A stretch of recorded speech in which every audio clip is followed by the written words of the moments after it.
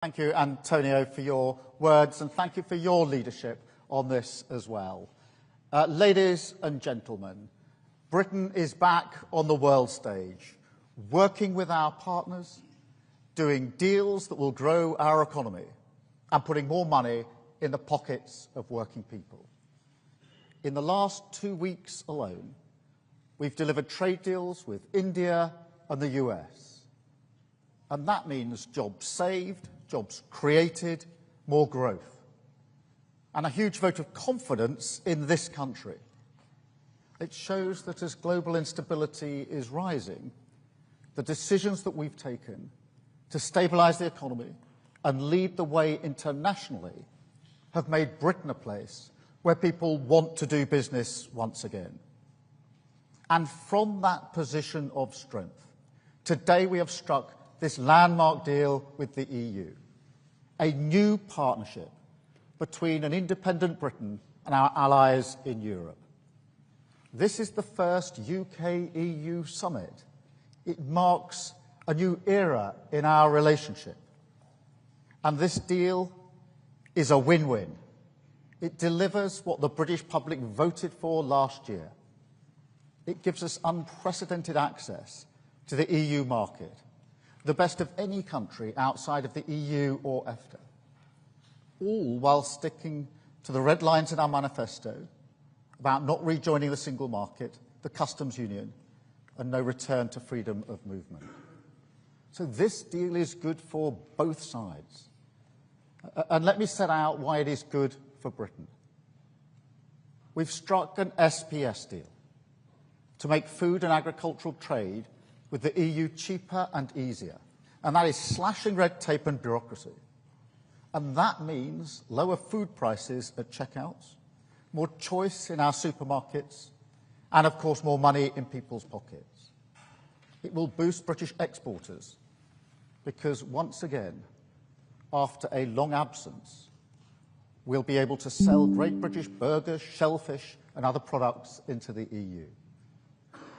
We've also struck a new defence and security partnership to strengthen our cooperation and strengthen our security, which is vital in this dangerous new era. And it will open the door to working with the EU's new defence fund, providing new opportunities for our defence industry, supporting British jobs and livelihoods. We're also increasing our cooperation on emissions trading, saving UK businesses from having to pay £800 million in EU carbon taxes, once again supporting British businesses, backing British jobs. Next, we're increasing our cooperation on energy to drive down bills in the long term. The agreement negotiated by the last government left us with more expensive ways of working with our neighbours, despite being physically connected to the European grid by our underseas cables. Today's deal will see us work to bring these systems together again, benefiting bill payers and boosting our renewable industry in the North Sea. Today's deal is also good for British steel, protecting our steel exports from new EU tariffs, saving the industry £25 million every year. Another example of this government backing our steel sector to the hilt. We've reached a deal today on fish, protecting our access rights and fishing areas, with no increase in the amount that EU vessels can catch in British waters. Our fishing industry will also benefit from the new SPS agreement, which slashes costs and red tape for our exports into the European market. And we already sell 70% of our seafood into that market.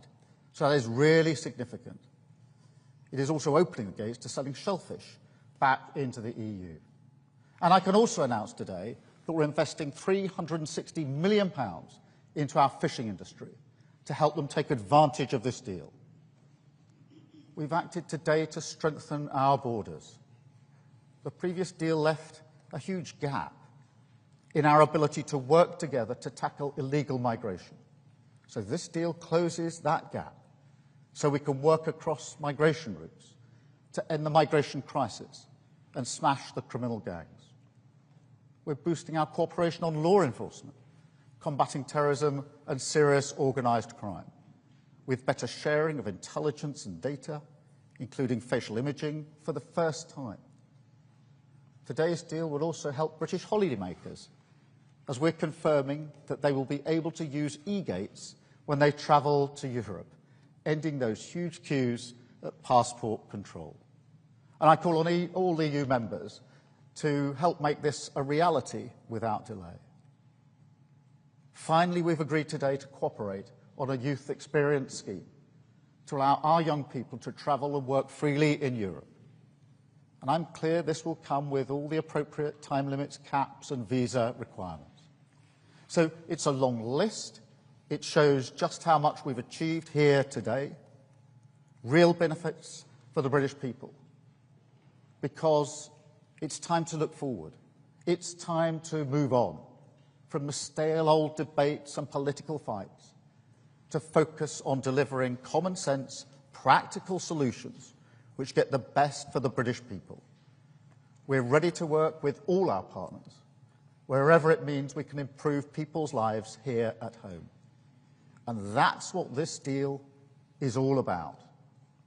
Facing out to the world once again, in the great tradition of this nation, building the relationships we choose with the partners we choose, and closing deals in the national interest.